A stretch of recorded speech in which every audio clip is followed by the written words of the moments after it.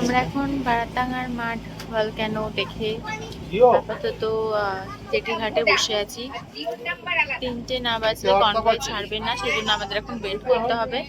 যতক্ষণ না 3টে বাজবে ততক্ষণ আমরা জারোয়াদের ওখান দিয়ে যেতে পারবো না। আর ওখান থেকে তো যেতে গেলে জানোই ফোন সুইচ অফ করে দিতে হয়, নাহলে ভিডিও তো তোলা যাবেই না একদম, মানে ক্যামেরা অ্যালাউ নয়, একদম ফোন বার করা যাবে না। এই দেখো, এটাতে করেই, এই যে দেখছো, এটাতে করেই আমরা ওই বারটাং ওখান থেকে এলাম। এখন ওতে করেই যেতে হয়েছে, গিয়ে স্পিড বোট। এই এখন আমরা এখানে বসে আছি যেটিতে। ড্রাইভার দাদা বলে গেছে 3:45 বাজলে গাড়িটা চলে এলে ঠিক ডট 3টে গাড়ি ছেড়ে দেবে। এবার ওইখান থেকে আবার আরো 1.5 ঘন্টার মতো রাস্তা, 1.5 ঘন্টা না 3 ঘন্টার মতো রাস্তা প্রায়। চলো দেখো আমার ছানা কি করছে।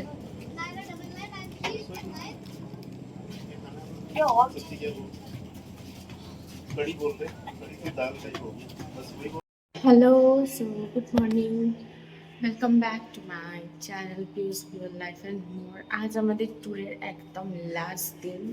এখন বাজে ঠিক 6টা 6, আর আমরা একদম রেডি, কেন আমাদের 8:45-এ ফ্লাইট আছে। সো এখানে সবাই মিলে রেডি হয়ে গেছি, এবার নামবো। তো আমাদের হোটেলের উপরটা, মানে যেখানে আমরা রয়েছি আর কি, লিফটও রয়েছে। আচ্ছা, ট্যুরের ডিটেল সম্পর্কে আমি বলে দেবো, মানে যদি তোমাদেরকে কারোর কোনো দরকার থাকে। আমি যতটা পেরেছি ব্লগিংয়ে বলার চেষ্টা করেছি। আর ট্যুরটা খুব ভালোই লাগলো, ভালো মন্দ মিশিয়ে সব কিছুই ভালো লেগেছে। জার্নিটা খুব হেক্টিক, বাচ্চা নিয়ে বয়স্ক নিয়ে যারা আছে তাদের জন্য একটু হেক্টিক, বাট অনেক কিছু দেখার, মানে স্থলপথে গেছি, জলপথে গেছি, আকাশপথে গেছি, এটাই আমাদের কাছে বিশাল প্রাপ্তি। আর আমার মেয়ে যেহেতু খুবই ছোটো, ওর হয়তো পরে এগুলো কিছু মনে থাকবে না, পরেরটা পরে দেখা যাবে। মা বাবার যেহেতু বয়স হয়ে যাচ্ছে, ওই জন্য আমাদের এই ট্যুরটা করতে হলো। সো এখন ফ্লাইট আছে 1:35, ওখানে গিয়ে 12টায় পৌঁছবো, 11:45 পৌঁছবো দেখাচ্ছে, ইন্ডিগোতে আছে। সো সেই সবজি যেন জার্নিটা ঠিকঠাক হয়, ভালো হয়। আর ব্লগিংটা চালু রাখছি, দেখি ফ্লাইটে একটুখানি করতে পারি কিনা ভিডিও। সো কেমন লাগলো পুরো ব্লগগুলো জানিও। জানি না কবে দিতে পারবো, চেষ্টা করবো তাড়াতাড়ি করে দেওয়ার। হরিদ্বারের ব্লগটা তো মোটামুটি 1 বছর পরে গিয়ে দিতে পেরেছিলাম, এটা আমি চেষ্টা করবো তাড়াতাড়ি দেওয়ার, কেন একটা এডিটিংয়ের বিশাল খাটুনি আছে, সবাই জানে সেটা। সো চলো যাওয়া যাক, রেডি হয়ে গেছি।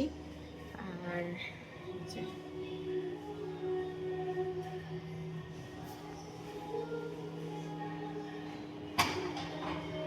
আমরা উঠে পড়েছি লিফটের ভেতর, আর এখন যাচ্ছি নিচে চা খেতে। এটা ঘুমোচ্ছে ব্যবহার করে।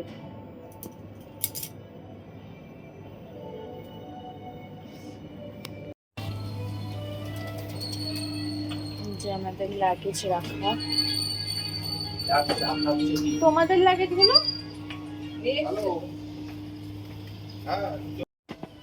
এই হোটেলটায় আমরা ছিলাম, SRM গ্র্যান্ড। এই হচ্ছে রাস্তাটা,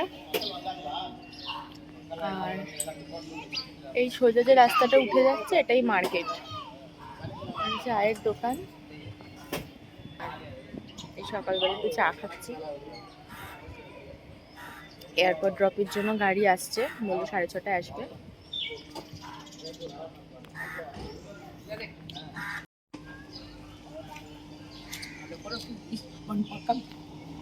ট্যান পড়েছে, ট্যান।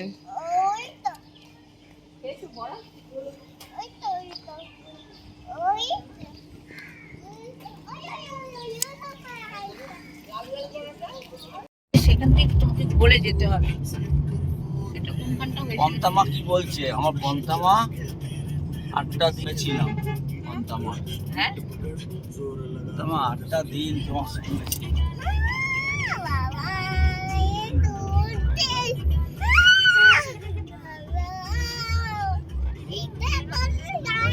ওইখানে নেমে উবের করবে। চলো।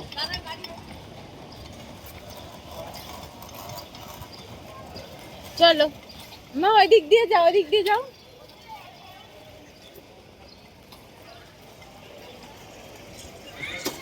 কোচবিহার এয়ারপোর্টে এসে গেছি।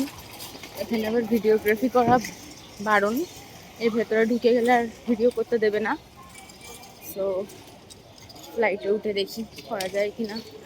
ফার্স্ট টাইম ফ্লাইট এক্সপিরিয়েন্স, এসছি আবার যাচ্ছি।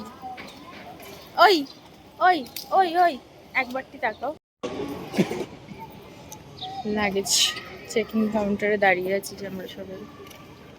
এখানে এগুলো লাগিয়ে দিলে এয়ারপোর্ট আর এগুলো লাগে। বোর্ডিং পাস এসে গেছে। এখানে কি সুন্দর একটা ব্যবস্থা করে দেখছো, দেখো প্লে এরিয়া এয়ারপোর্টে। আমার মেয়ে কি খেলছে, এই মামা।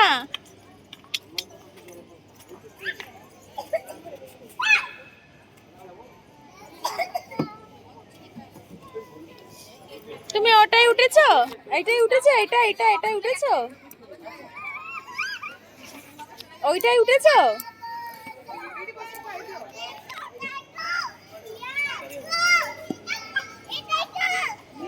স্লিপে স্লিপে ওঠো, স্লিপে।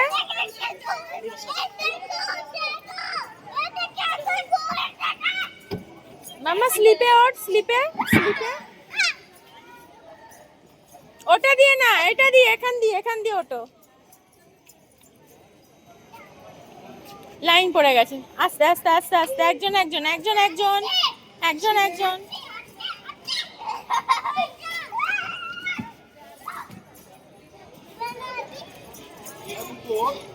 দাঁড়া, ধাক্কা ধাক্কি করলে পড়ে যাবে, আস্তে আস্তে উঠু।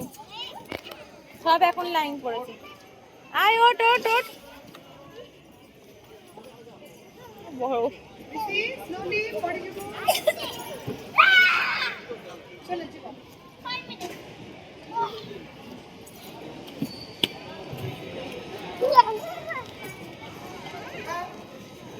এই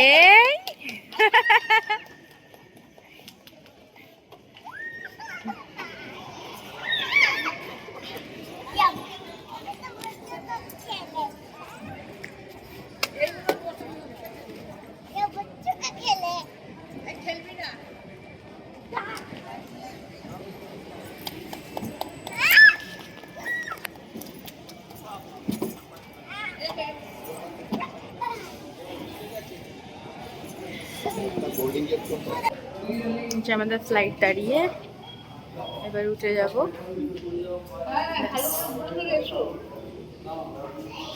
শেষ, এবার কলকাতার উদ্দেশ্যে রওনা।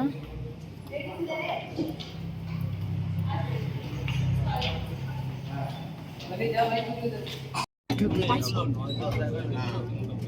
আমাদের সিট নাম্বার যাই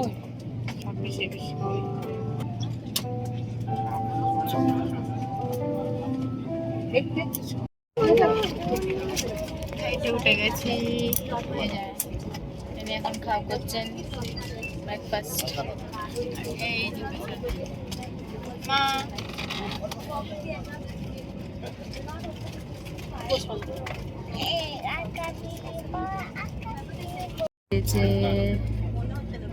মামা আগের বেলা তো ওখানে লাল ছিল, ওটা চাই চাই বলছে। তো কিছু কথা বলার ছিল যেটা আমি ভাবলাম এখনই বলে দেওয়া ভালো। আমরা ডলফিন বলে একটা ট্রাভেলার্সের সাথে গেছিলাম। এখন আন্দামান অনেকেই নিজেরা প্ল্যান করে যায়। গেলে আমার মনে হয় না খুব একটা অসুবিধা আছে। মেনলি হচ্ছে আন্দামানও ভীষণভাবে টাকার খেলা, প্রত্যেকটা জিনিসে টাকা মানে একদম খুঁটিনাটি দরকার। আর শরীরের এনার্জি, বাচ্চা নিয়ে যারা যায় তারাও একটুখানি মানে বুঝে শুনে যাবে, বাচ্চার বয়স কীরকম সেই নিয়ে। এমনকি আমি এরকমও ফেস করেছি হোটেলে, খাবার মানে ওর খাবারের জন্য আলাদা চার্জ লাগবে। ও তো মায়েদের খাবার থেকেই খায়, এবার ঝাল খায় না, সেখানে একটুখানি আলু সেদ্ধ মানে ওটা না, একটা গোটা প্লেট লাগবে, মানে প্লেটের দাম লাগবে। তবে আমি বলবো এই ডলফিন ট্রাভেলার্সের যিনি আর কি ওখানে ছিলেন, জালালউদ্দিন ভাই, উনি কিন্তু আমাদের অনেকটাই হেল্প করেছেন। উনি মানে খুবই মাটির মানুষ, আর মানে এমনি সব দিক থেকে উনি আমাদের সাথে খুব কোঅপারেট করেছিলেন। তবে আমি বলবো ডলফিন ট্রাভেলার্সের খরচ একটু বেশি। হ্যাঁ, বলতে পারেন সব জায়গায় যে জায়গাগুলো আমাদেরকে রেখেছিল, খাওয়া দাওয়া ঠিকঠাক সবই ভালো। মানে হ্যাভলকের যে রিসর্টটা ছিল ওটা খুবই ভালো ছিল। তবে আপনারা খোঁজ নিয়ে দেখতে পারেন যে ওরকম রিসর্টেও রাখবে অথচ ভালোভাবে ঘোরাবে, সেখানেও আপনার মানে কস্টিংটা অনেক কম। আমাদের এক একজনের প্রায় মানে ওরাই নিয়েছিল প্রায় 33,000-এর বেশি। তো আমাদের এটা পরে গিয়ে খুবই বেশি মনে হয়েছে। তবে এই কি প্রত্যেকটা জায়গায় গাড়ি দিয়ে দিচ্ছিল ট্রাভেলার, আর যেখানেই যান না কেন, যতই গাড়ি ওনারা দেন না কেন, প্রচুর হাঁটতে হয়। মানে যে জায়গায় ওনারা দাঁড় করিয়ে দেবেন সেখান থেকে আর যেটা স্পট, সেখানে হাঁটাটা অনেকটাই, ওখানে কোনো রকমভাবেই কোনো গাড়ি যাবে না। মানে এটা ওনারা নিয়ে যান বা যে কোনো ট্রাভেলার নিয়ে যান। আর আন্দামানে শুনেছি স্কুটি করে যাওয়া যায়, তো আমরা সেই স্কোপটা পাইনি। যদি স্কুটি আপনারা চালাতে পারেন বা নিতে পারেন খোঁজ, তাহলে ভালোভাবে ঘুরতে পারবেন যদি আপনারা কাপল হয়ে থাকেন। আর বয়স্ক কেউ গেলে তো সেখানে মাস্ট আপনার গাড়ি লাগবেই। যে জিনিসগুলো ছাড়া আন্দামানের কথা ভাববেন না সেটা হচ্ছে ছাতা, সেকেন্ড হচ্ছে আপনার সানস্ক্রিন। আন্দামানে কোনো সময়ই ঠান্ডা পড়ে না, একটু বৃষ্টি হলে ওয়েদারটা মনোরম লাগে, তা বলে ওটাকে ঠান্ডা ভাববেন না। রোদ রীতিমতো একদম বার্ন করিয়ে দেয়, গাল ফালের ট্যান পুড়ে গেছিলো মারাত্মকভাবে। জল ফল এমনি সবই ভালো, পিওর অক্সিজেন, ভালোভাবে নিঃশ্বাস নিতে পারবেন। এই আর আমাদের ছিল, আমরা ভুলবশত 8 ডেজ করে ফেলেছিলাম, মানে 7 নাইট 8 ডেজ, যেটা সাধারণত 6 নাইট 7 ডেজ থাকে, সেটা আমরা 7 নাইট 8 ডেজ করে ফেলেছিলাম। সেই জন্য আমাদেরকে হ্যাভলকে এক্সট্রা একটা দিন আমরা বেছে নিয়েছিলাম যে আমরা হ্যাভলকেই থাকবো। ওনারা পোর্ট ব্লেয়ার বলেছিল, আমরা বলেছিলাম না আমরা হ্যাভলকে থাকবো। কিন্তু থেকে আমরা মানে খুব ভালো, মানে খুব আরাম পেয়েছি, বিকজ হ্যাভলকের রিসর্টটা খুবই ভালো ছিল। আর সেখানে থাকতে পেরে এক্সট্রা একটা দিন আমাদের খুব ভালো লেগেছিলো। ওই জন্য আমরা এলিফ্যান্ট বিচটাও করে নিতে পেরেছিলাম, নাহলে সময় কুলোবে না। আর যদি সময় থাকে আপনাদের, যদি আপনারা কেউ 10 ডেজ অ্যাভাব প্ল্যান করে নিতে পারেন, তাহলে আমি বলবো যেটা আপনার বারাতাং থেকে মানে নর্থের দিকে যাচ্ছে ওইটা করবেন। ওই জায়গাগুলো নাকি দারুণ, ডিগলিপুর যেটা আর কি বলে, যারও আর 3টে রিজার্ভ ফরেস্ট আছে। আমরা সময় করে উঠতে পারিনি, আর সবাই বারণ করলো বাচ্চা নিয়ে হবে না।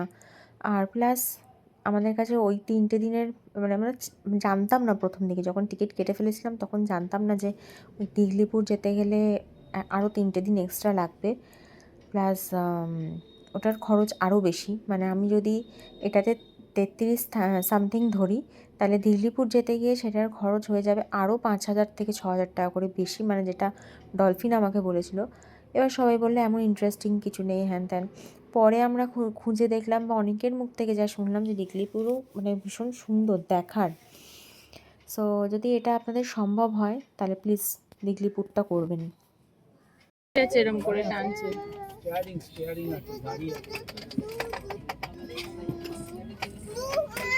এটা খেলার জায়গা কি? এটা তো খেলার জায়গা নয়।